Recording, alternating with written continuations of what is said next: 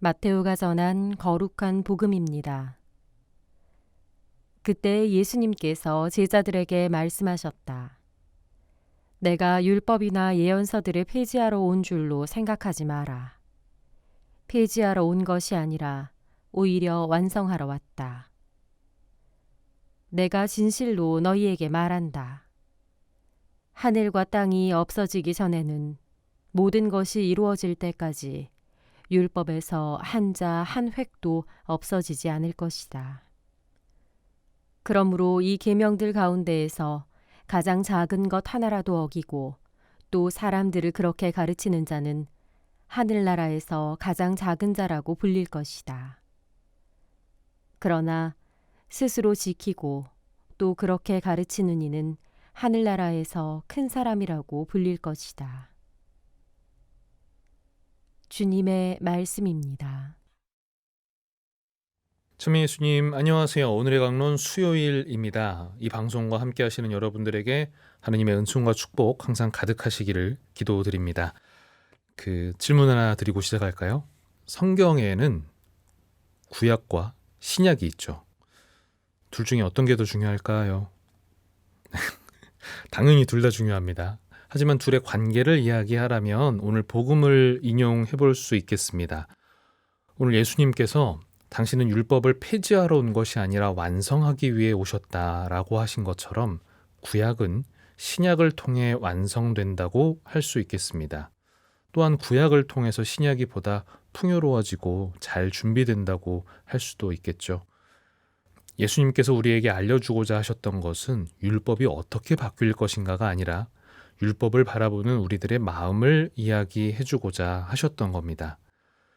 율법을 바라보는 우리들의 마음, 성경을 바라보는 우리들의 마음, 그것은 결국 말 한마디, 글자 한마디에 매달리지 말고 우리들이 집중해야 할 것은 사람이라는 것을 알려주는 것입니다. 예전 제가 본당 있었을 때 본당이 있으면 단체가 많잖아요. 그리고 단체별로 주일마다 이렇게 회의를 항상 하죠. 회의 이제 같이 하는데 건의사항 이제 회의 거의 끝날 쯤에 항상 건의사항 있잖아요. 그 시간에 서로 아쉬운 모습들에 대해 계속 얘기를 하는 거예요. 오늘 이게 잘못됐고 저것도 실수했고 저건 누가 틀렸고 이제 이렇게 해야 되지 않냐, 이건 좀 아닌 것 같다, 이런 말들을 굉장히 긴 시간 동안 이렇게 서로 나누는 모습을 보면서 좀 안타까운 마음이 들었었어요. 물론 우리들의 모습에 대한 성찰이나 반성이 중요하죠. 중요한데 더 중요한 건 우리들 안에서 드러나는 하느님의 사랑이 무엇인지에 대한 반성은 빠져 있는 게 아닌가 하는 생각을 해봤습니다. 우리가 율법에 함몰되지 않고 사람을 바라보기 위해서는 끊임없이 하느님의 사랑을 찾고 바라보아야 합니다. 악의 영향을 받는 곳이 어디인가를 찾는 일보다 더 중요한 건 하느님의 사랑이 드러나는 곳이 어디인가를 찾는 일인 것입니다. 그리고 바로 이러한 정신이 예수님께서 율법을 완성하시기 위해 오신 이유죠. 율법을 완성하겠다. 바꿔 말하면 현재의 율법이 미완이다. 아직 완전하지 않기에 당신께서 완전하게 하시겠다는 것이죠. 사람을 창조하신 이래로 사람들에게 하느님의 길을 따라 살라고 만들어주신 그 법에는 단순히 지키기 위한 규율들이 있는 것이 아니라 인간이 더욱 인간다워질 수 있기 위해, 사람이 더 잘 사랑하며 살 수 있기 위한 여러 말씀들이 담겨 있었습니다. 그런데 사람들의 잘못된 기대와 시선으로 그 율법이 자꾸 채색되어 본래의 정신을 잊어버리니 이 무의미한 짐과 부담으로 사람들에게 다가왔었죠.